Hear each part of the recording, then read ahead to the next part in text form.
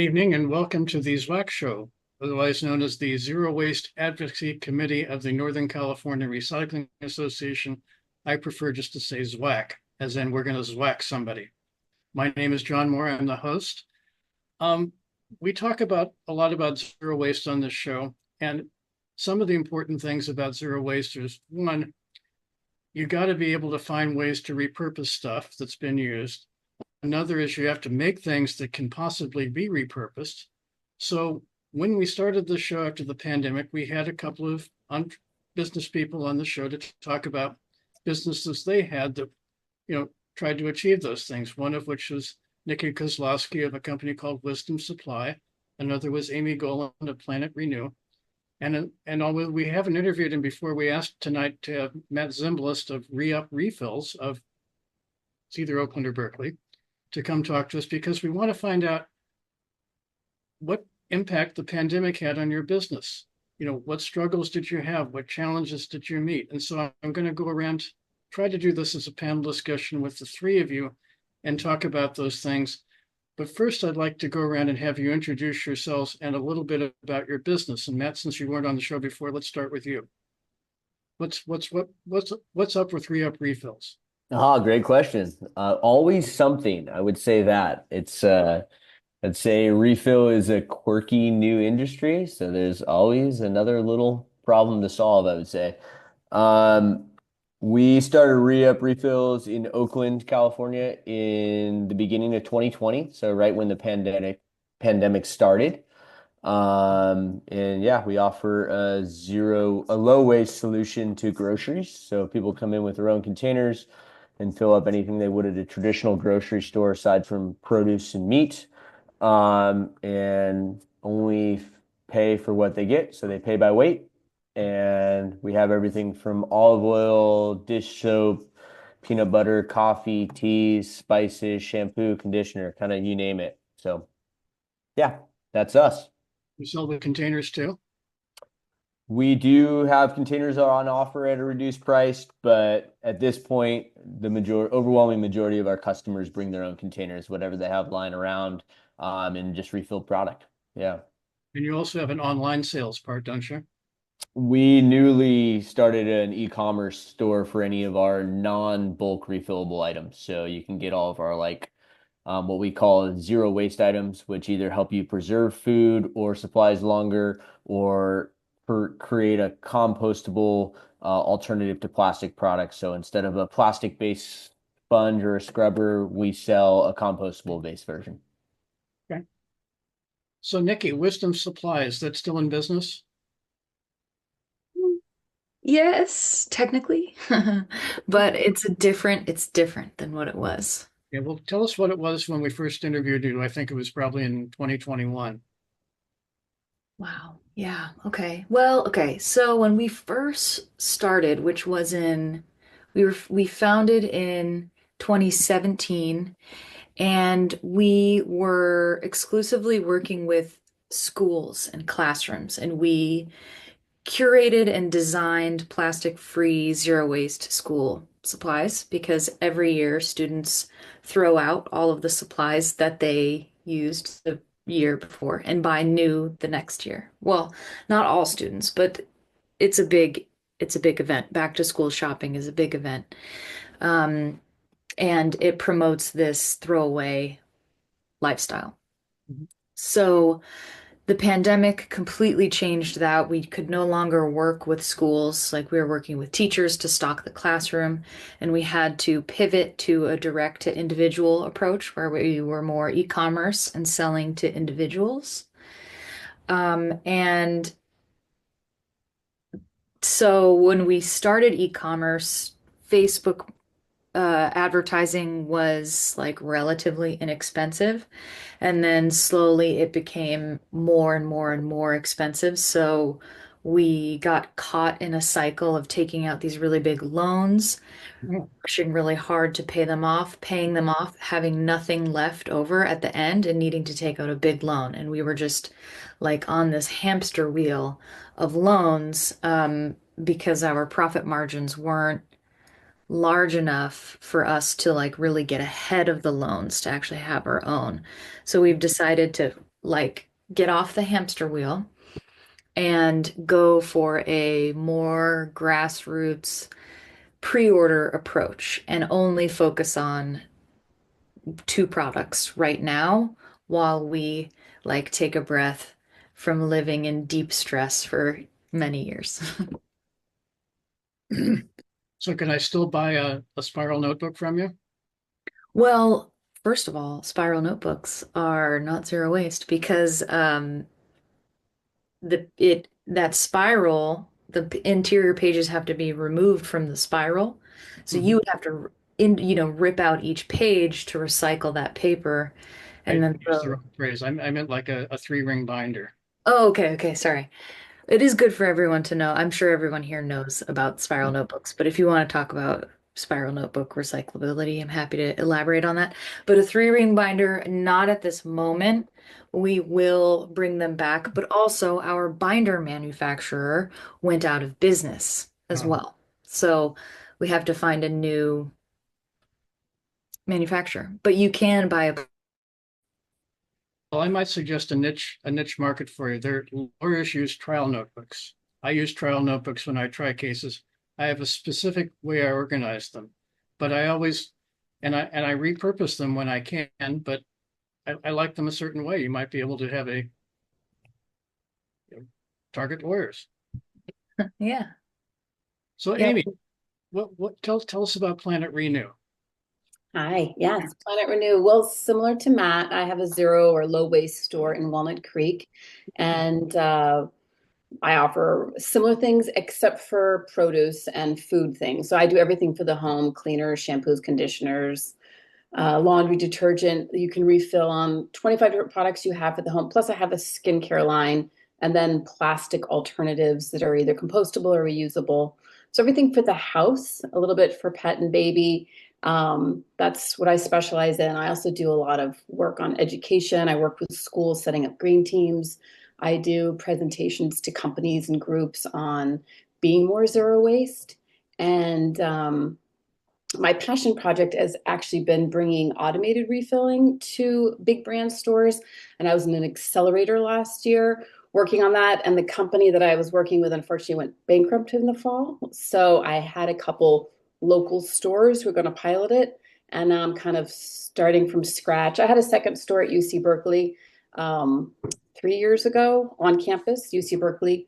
Brought me in, and now I have another company that will be hopefully in the fall getting a automated refill machine. So that's kind of been my passion project, trying to give what I'm doing and what's out there, making it more accessible. Just after all the people I've talked to and all the people, all my customer base and all the presentations I've done, just kind of hearing, there's people who love what I do, and I'm sure Matt can speak to that too, that we have a huge customer base, and then there's a large part of the population that doesn't have any idea what we do, and they probably will never cross that threshold to learn more about it. But if they saw it at a big brand store, they might try it, and they might get on board with reusing plastic containers that they already have. And, instead of buying everything again in a single use plastic container that probably won't be recycled, or, it's difficult depending on the plastic grade. So So that's what I'm up to your challenge is kind of like getting butts in the store. right now.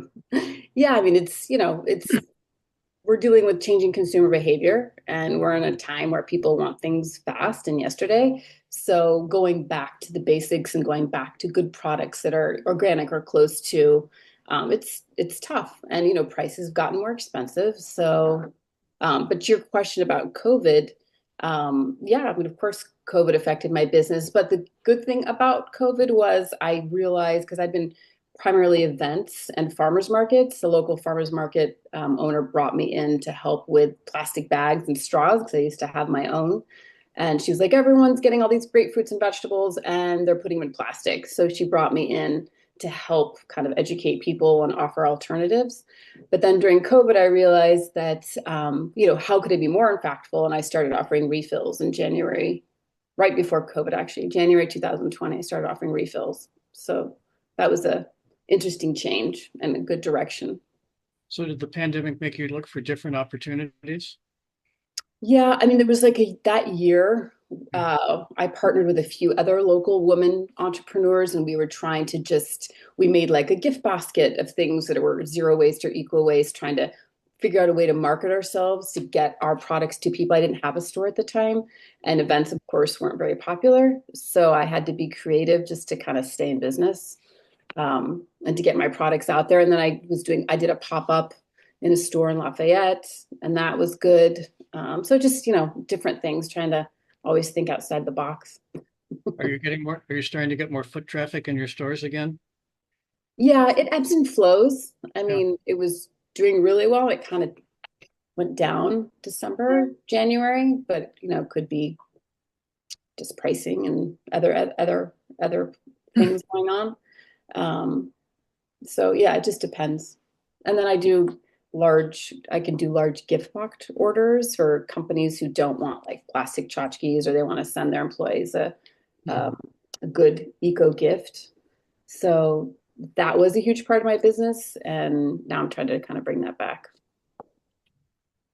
So like the Alameda County Bar Association, when they put on some kind of event, they have the coffee cups, they have the keychains, they have all the tchotchke kinds of things, and you could consult with them about getting more sensible products, I imagine. Yes, definitely. Would But you? reusable is always good. I always support reusable. So coffee cups are reusable. So, both Amy, both you and Nikki talked about not exactly a disruption of your own business, but a disruption of a business partner that you have, which is another fun part of the pandemic is, like all of a sudden I didn't have clients. All of a sudden you don't have suppliers. All of a sudden you don't have this. I'll just switch to you, Matt. What major things did you have to grapple with during the pandemic?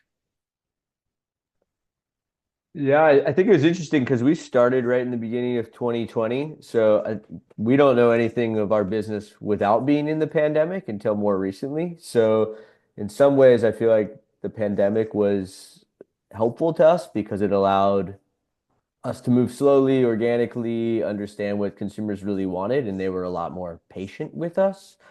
I'd also say that just in the beginning phases, the supply chain issues were challenging for us. I mean, again, we didn't really know any different, but just the idea of getting containers or pumps or even product to consumers and to us was challenging, uncertain, volatile, in a very similar way than it's been over the last month, and starting to see that again in terms of people not knowing how to price us, trying to cook it into the price now, and just a lot of uncertainty mostly about cost, but I think also about supply chain disruptions too, as we start to face some of the tariffs, and the uncertainty around that. So, in some ways, I think we're made for it because we started during the beginning of the pandemic, similar issues.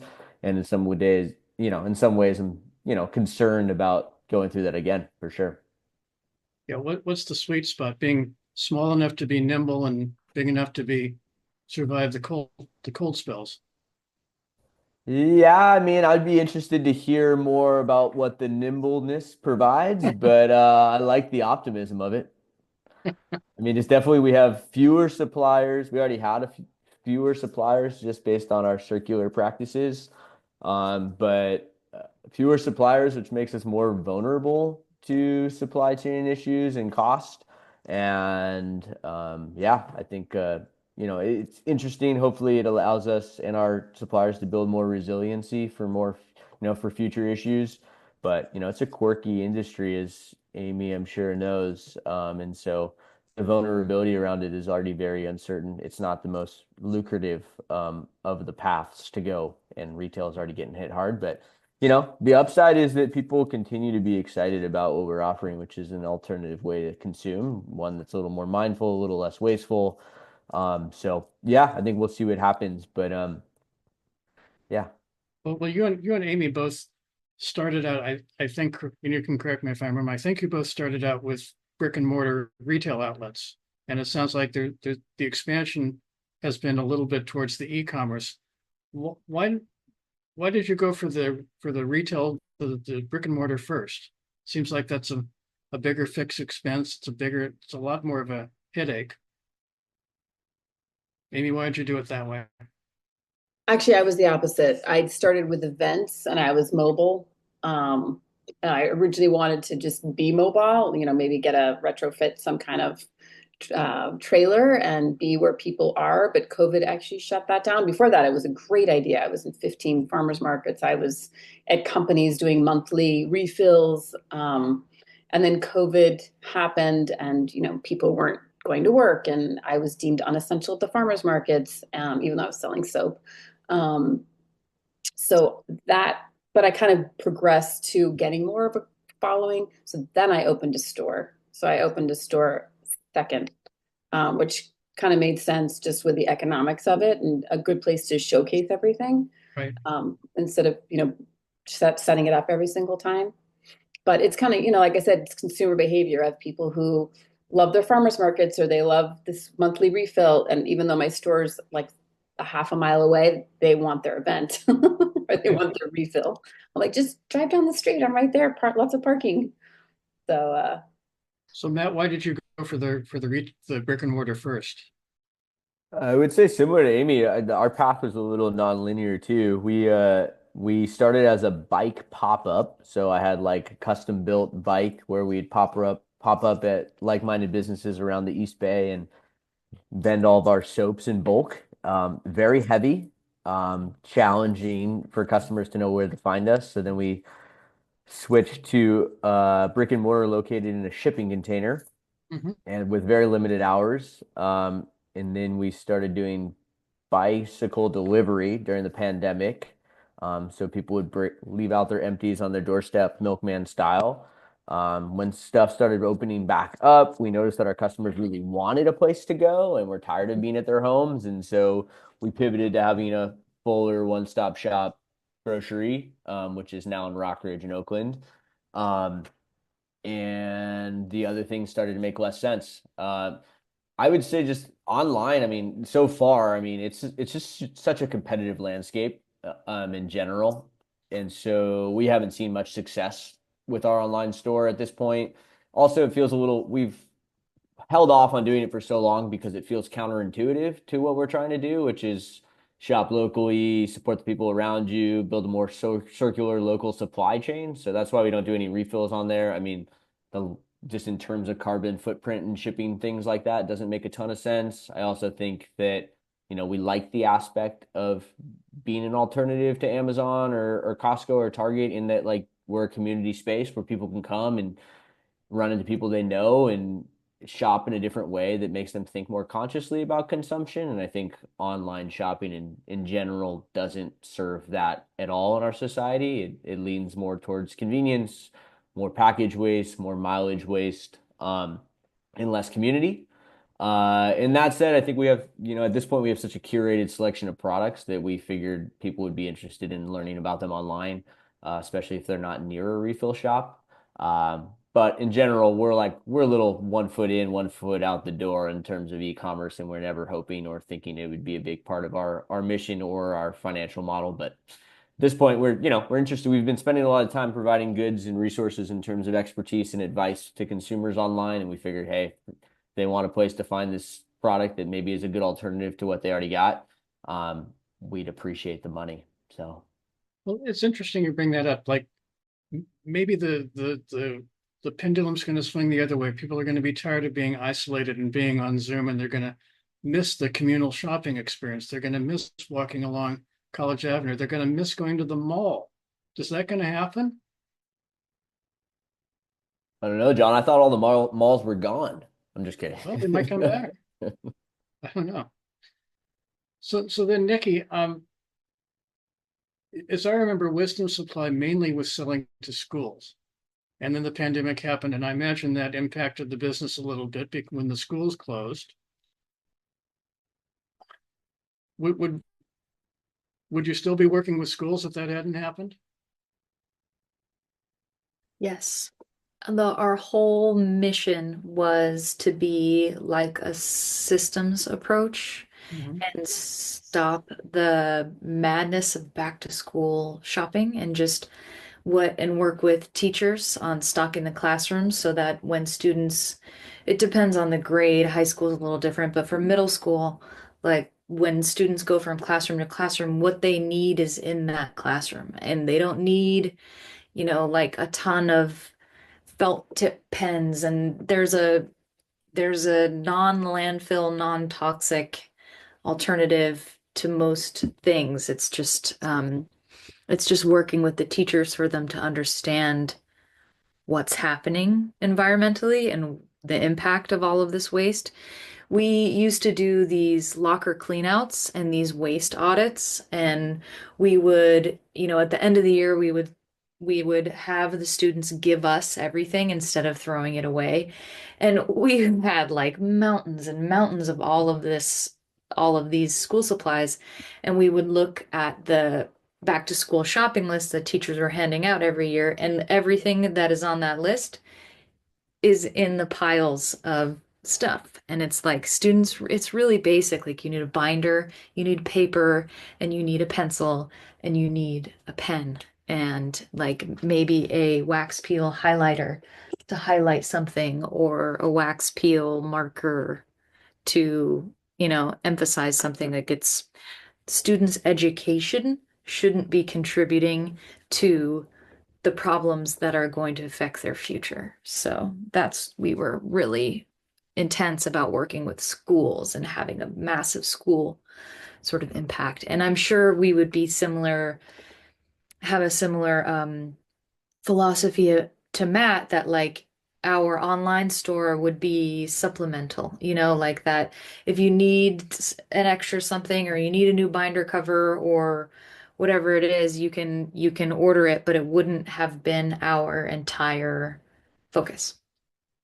Well, the other thing you're talking about a little is that the difficulty is when you're selling to an entity like a school district, it's hard to get the attention of people making the decisions. Why is the same list of supplies going out at the start of the year when there's a big pile of the stuff at the end of the year? We've had people talk about food recovery at schools, trying to get schools to recover surplus food. And it's almost nearly impossible to find the right person at the school who has actual time to spend to deal with that. Was that kind of your experience? Totally. It was incredibly difficult. Yeah, it was like trying to push a rock uphill. And there were some teachers, really all we needed was just one teacher that got it. And usually there's at least one in the school who gets it and wants to make changes in their classroom, is very open to waste-free education. And if you can get that one teacher to pilot some sort of program in their classroom, it makes it so much easier for another classroom to do it, and another classroom. And it's sort of like a tiered approach. But we have worked with schools where we just went in and did the whole school. I mean, not the whole entire school, all grades. Maybe it was just middle school, or every teacher in the sixth grade, and then it would expand from there. And that's actually much harder, because there are teachers who are frazzled and they don't get it, and they're like, "What? What is this? Paper folders?" Like you kind of want to have people come to things when they're emotionally ready for it, by introducing it in an example way with another classroom. So then they're like, okay, it's safe. I'm safe here. Change is hard, especially in schools. Change is really hard. And as the seller, how many person hours do you think you would spend to find that one teacher who was willing to do those good things in her class and champion it? Actually, not that hard. Huh? We knew people from my business partner they're now out of college, but so she has teacher friends who've taught her kids, or from knowing people. And then those teachers know other teachers. And then, you have a blog online, and you have a Instagram presence, and it just kind of grows from there, and you build community, and then more teachers find you. So what can you name one good lesson you learned from the pandemic that you can apply in business?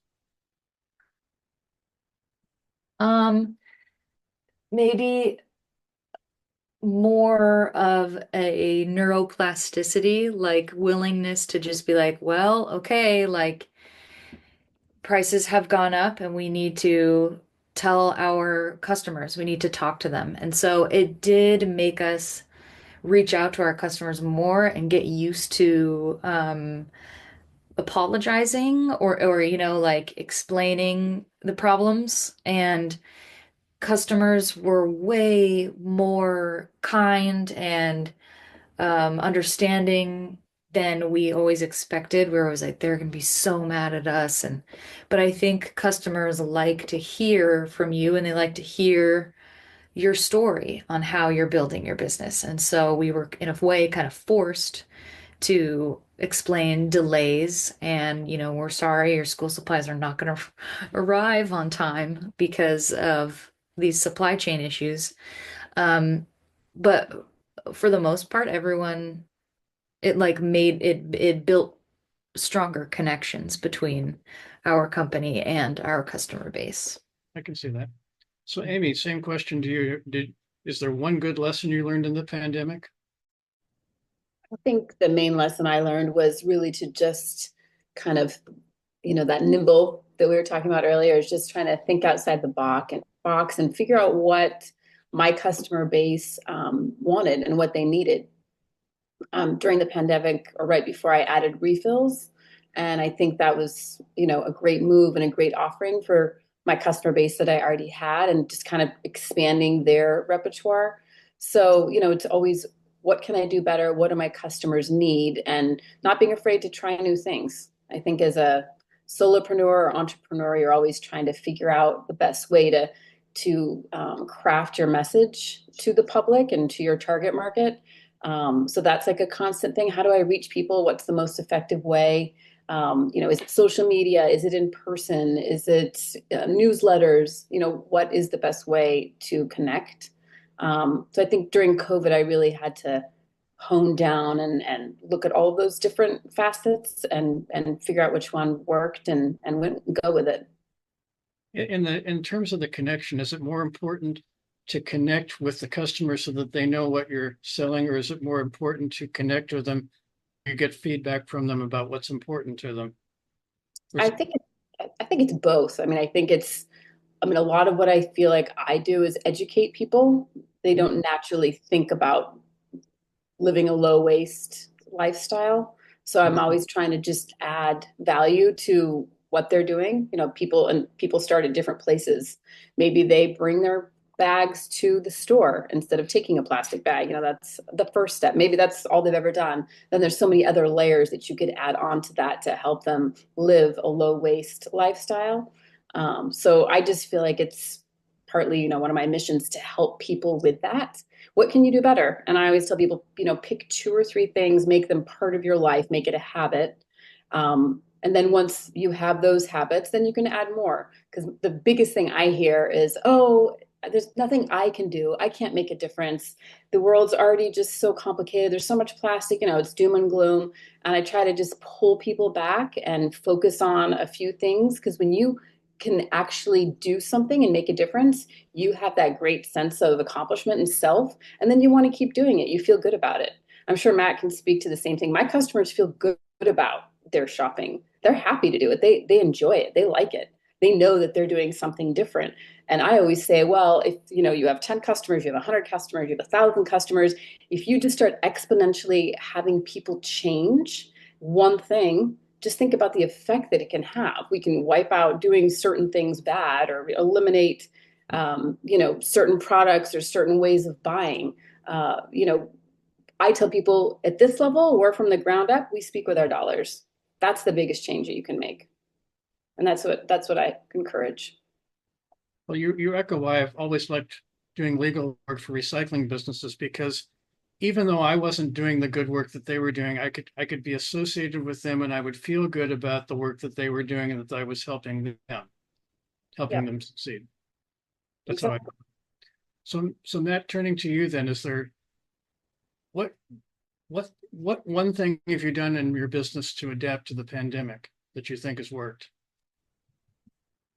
Yeah, I think I'd say in order to have impact in a mission-driven business, moving slow and moving thoughtfully is the best practice in terms to have build community and staff trust.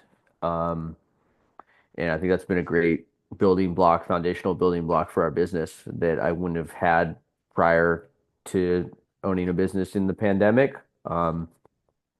And so I think, yeah, we still try to use that formation to think about how we continue to have growth, continue to have impact, making sure we're being responsive and careful with the needs and considerations of both our community, our staff, and our like collective shared planet. Is there tension within your business between people who want to move fast and make more money and people who want to do it slow and steady? The tortoises and the hares? Yeah, I think any long-term business that has impact or any environmental organization or social benefit company that wants to make a long-term impact. I mean, moving slow and being responsive and receptive to the community you're serving in a thoughtful way is a much more resilient path forward. And I think being in the Bay Area, I think we have a very rapid growth tech mindset. And so I've personally been approached by many people that want to see our thing have more impact and scale. And it's always something that we're a little cautious of in terms of thinking about moving too quickly and making sure that we're doing it, whatever we do in terms of growth, we're doing it with our values core to how we move forward. And I think that that is something you need to work against in the Bay Area or act upon rather than get swept up in it. It's easy to think like, oh, it's a great concept. Let's scale it super fast. And it's like, whoa, the whole point of a more thoughtful, slow-paced way of consumption is one that's going to be around long term. So we don't want to be the next fad. We want to be something that's got community impact in 10, 20 years. So why don't I offer you as a slow growing, thoughtful, community-based enterprise, the idea that you have a franchise model. Take your nice, slow growing, community oriented business model and have somebody plant it in a lot of different cities for you. What's wrong with that? It might not be a terrible path. I mean, definitely something we've explored and been approached about. To me, I think it's a challenge for any small, yeah, mission-driven business is anyone that's a part of to have a sense that your core values and brand and what you really feel like your secret sauce of offering to the community, which is an alternative to fast-paced consumption, can really be replicated in a way that feels mission aligned for you. But at some point, you got to divorce yourself from the day to day, or you can't really have much impact and growth. So I think we're in that period right now for ourselves. I think it's always going to be a perennial challenge, especially with an organization that wants to do good in the community. I think it's challenging to imagine that being replicated easily, but that doesn't mean it's not impossible and it's not something we're opposed to. So we're 5 years into the pandemic, and now we're facing a different world in which there are tariffs and stock market craziness. And as a business owner, those are alarming things. It's hard to plan for the future in a fluctuating economy. So turning to Amy, what do you see in the future and how are you planning for it? I think it's easier to stay local in light of, some of the political things going on right now. My biggest, hesitation or disappointment with the tariffs is that a lot of the products that I like are made from bamboo, and we don't have production of bamboo stateside. So that does come from overseas. So that will affect all of those products being offered here. Um, you know, that's a consideration. I mean, how it's going to translate is things will just be more. Things will be 25% more, 30% more, just depending on how the numbers play out. So, is there a solution to bring bamboo manufacturing stateside? That would be great. That's something I've been advocating for a couple of years. it's a big project, but I think that there's definitely the market for it. But in light of something like that happening, then you have to keep in tabs of, what are your core products and where are they produced? And, does it make sense to keep carrying them in light of the tariffs? I mean, those are questions that everyone who carries products will have to ask themselves. How about you, Nikki? What do you see in the future for Wisdom Supply? Um, I these tariffs, man. I hope that we continue to grow our pre-order model. Like nothing right now. We're just focusing on two products. That's it for now. And we don't make anything that isn't pre-ordered. We used to, just make it and people would buy it, but we would be also hustling to try to sell it. And so we're kind of like going back and focusing on our list of customers that we have and not trying to grow and pay back loans. We're just focusing on what's in front of us. And I hope to someday get to a place where we are consulting for schools and helping to readdress our original mission, which is to reduce waste from schools. I don't know what that's going to look like. Oh my God, especially with the tariffs. Because, our binder manufacturer went out of business, but a lot of the recycled content that they were purchasing for us to make the binders out of came from overseas. And so yeah, we'll see. I mean, all of us here survived the pandemic.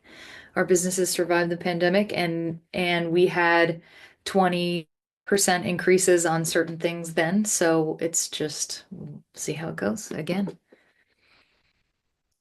So some business school grads would probably say, well, you need to diversify more. Schools, you only have a market of one. Products, you're only making two. You need to do more. Do you agree with that?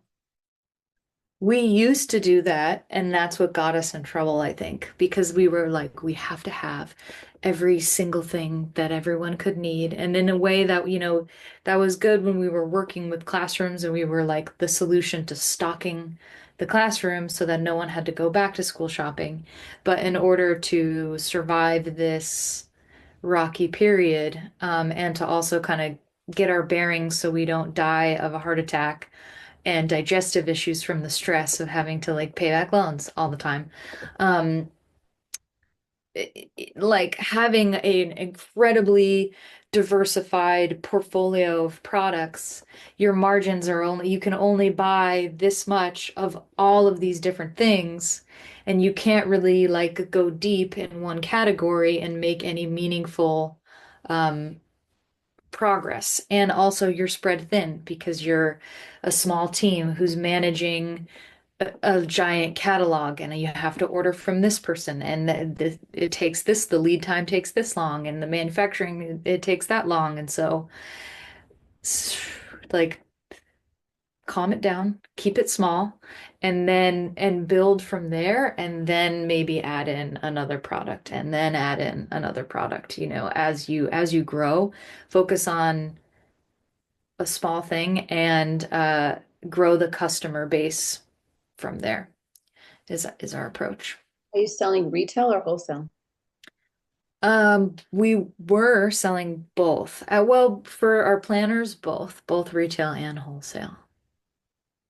Oh, I did want to say that we should all put our websites in the chat because I would love to check you guys out and support. So for the retailers that we're talking to, in some ways, there's a lot of incentive to emphasize your higher profit margin items. I don't know what those happen to be. Do you succumb to the seduction of doing that, or do you try not to do that now? The secret. Just kidding.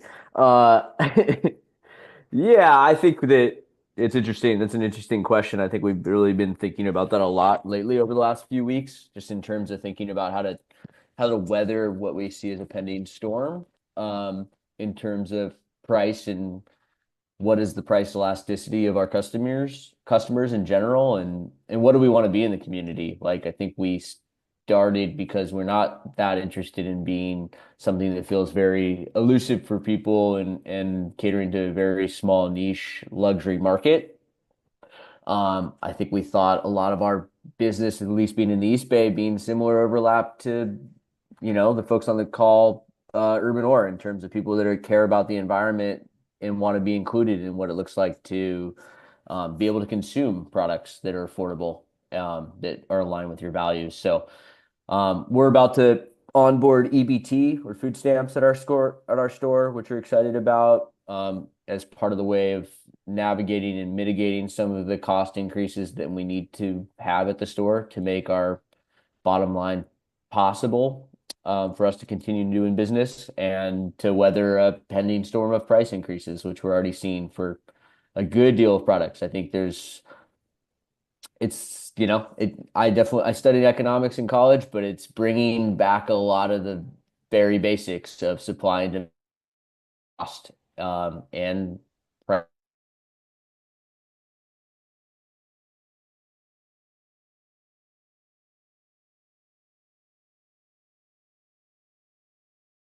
by the tariffs, and already seeing that. So price will go up, but profit margin won't. I think it's some combination of that is my guess.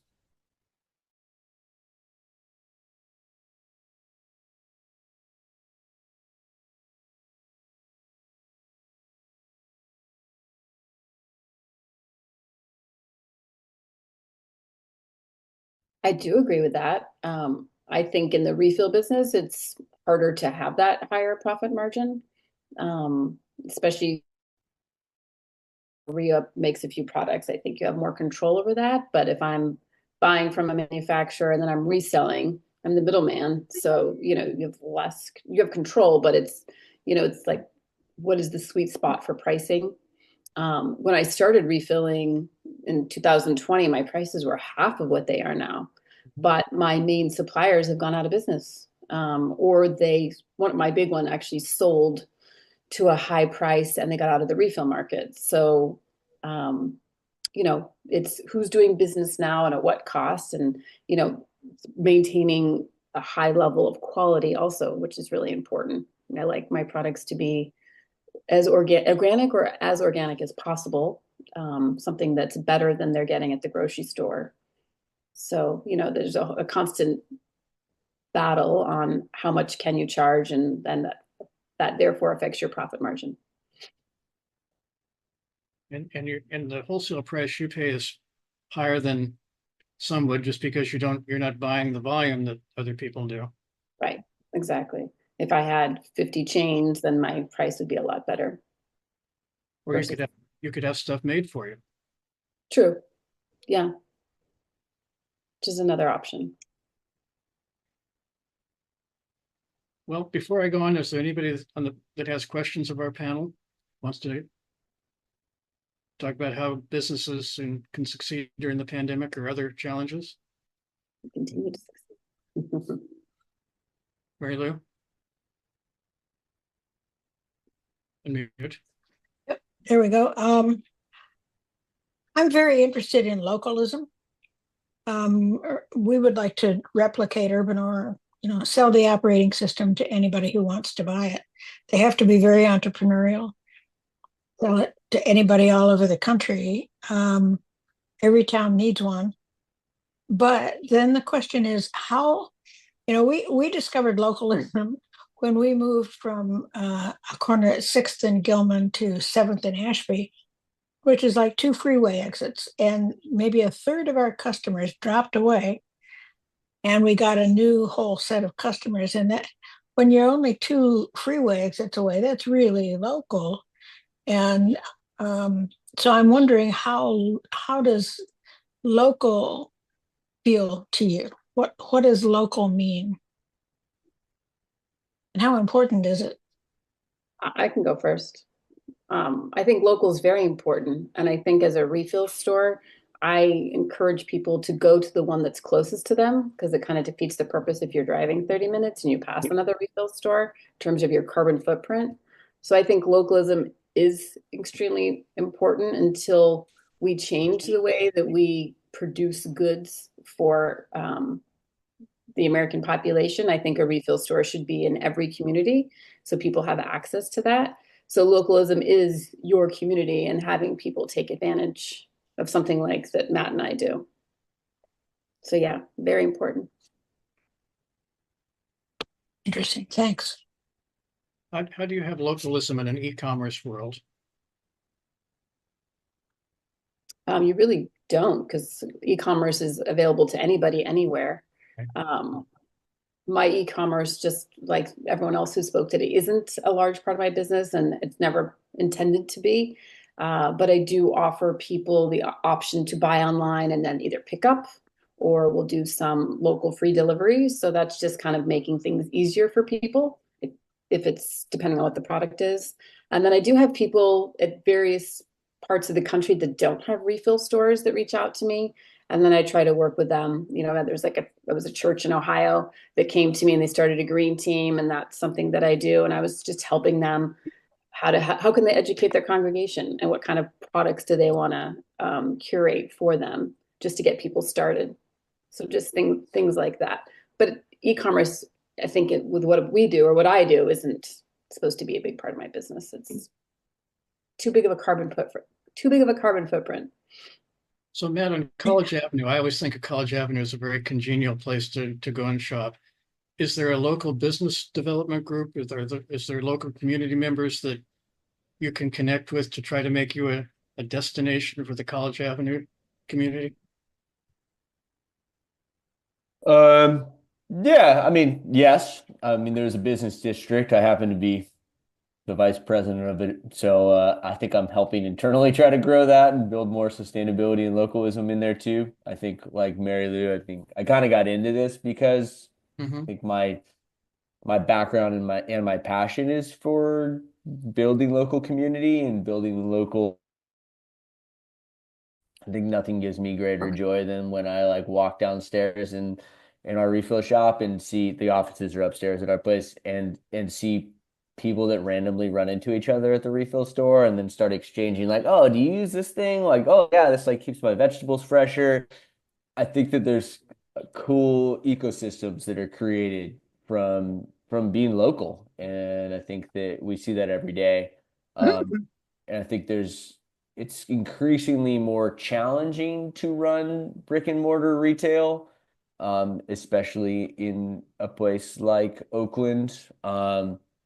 And at the same time, it feels like it's essential to really be a part of the world that I want to be a part of. And so it's a challenging time to be a local business owner or local organization entrepreneur. And I think it's the most important time to potentially do it to continue to build a world that we all want to be a part of and and to care about things. I think you only care about things from being a part of it and seeing it and feeling it and interacting with your community around it. So you kind of need the local space to make that happen. I'll also say, Mary Lou, that I've long-term vision. I'm interested in opening a MRF, so we'll be in touch. Oh boy, It won't be here, but somewhere one day. we got a design service for you. That's great. So Matt, since you used the words Oakland and retail challenge in the same sentence, what do you see as the retail challenges specific to Oakland? Oh man, I think it's already so hard to run a small business based on the pressures from mostly I'd say e-commerce, people overvaluing convenience over community and overvaluing yeah, delivery and subscriptions over walking on the street and meeting your neighbor and supporting a small business. And so I think the small business is an amazing um, economic driver that we overlook. And I think that we're starting to see the effects of that with more vacancies and less people out on the streets. It's less safe. We've been robbed recently. Pretty much every one of our neighbors has. There's increasing upticks in crime that thus deters more retail and thus deters more foot traffic, which then makes it less safe. And so it's a cycle that's a little bit vicious. And we're also just seeing the increased pressure from what it means to be a brick and mortar in an urban city, where I think our policies are failing us in terms of unhoused community, being a vulnerable population that is not receiving the resources it needs from the city, and the city's kind of using businesses as their front line of having humanity and offering services and dealing with the repercussions of a lot of people living on the streets that don't have the mental health services they need. So a lot of these things you don't predict from getting into business, and you end up being, wearing a lot of hats, and social worker, and crime safety prevention officer are just a couple of them. But yeah, I'm a big enthusiast of the power of small business and the need to really double down and support it right now, before it all goes away.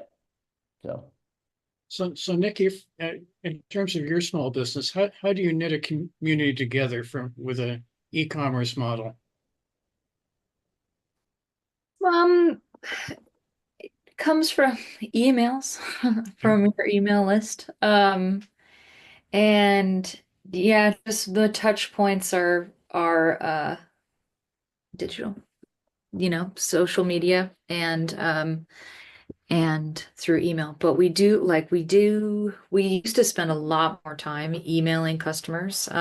Like they would email in with a question and you would respond, and the amount of care and time that you take to respond, which also is not very what's the word, like efficient use of a founder's time, but also it builds trust and community with your customers in that way. And they're like, wow, thank you, and you can answer more of their questions. And so yeah, we used to have sort of a brick and mortar store kind of in um, San Anselmo in Marin, where people could come in, but the foot traffic area wasn't great, and we weren't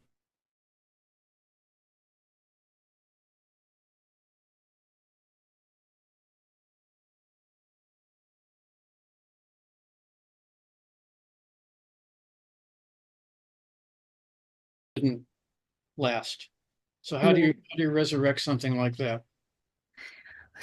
just by going back to our roots and starting again, like getting to a place where we're like okay financially, like I have a side job, so I don't have to like worry that, we need to get a big school account so that I can like pay my rent. But it's just reconnecting with those teachers again and starting those conversations again after we can make sure that we can even get the products. But we had to pay our loans off and get off that treadmill because it was going to kill us for sure. So Amy and Matt, did either of you have a sense that you had to start over at something during the pandemic? I like to probably to my team. I have two co-founders and business partners. Probably to their dismay, I'm trying to get us to start over every week. So it's probably a little disorienting, but I like to be continuously expanding and then immediately focusing and contracting again. And I think that I I love the strategy of doing that. Obviously, focus long term is a good strategy, but in such a new, quirky area. I mean, we certainly didn't start with the refill shop. I was doing compost system designs and trying to do waste diversion. We started as a waste diversion nonprofit, and we thought our refill shop seemed like a cool concept to add, and it was the thing that people really wanted. So we started doing more of it. But I don't know, kind of really lead with your passion and let it take you where it's going to go is kind of my vision. And obviously having a sustainable business is a good idea too, but financially, I mean, and obviously for the planet. How about you, Amy? Did you feel like you had to start over at anything? I think it's kind of along the same lines. It's constantly just trying new things and recreating yourself. I don't know if it was a start over or as like a new venture or a new extension. What I started with originally, my core products I still have, but what I'm working on and spending more of my time isn't that. So my business has kind of evolved. So I think, but any solopreneur, entrepreneur, they're going to constantly be evolving just to, provide what is needed or what the customer's looking for. That is the challenge. Right, Lou?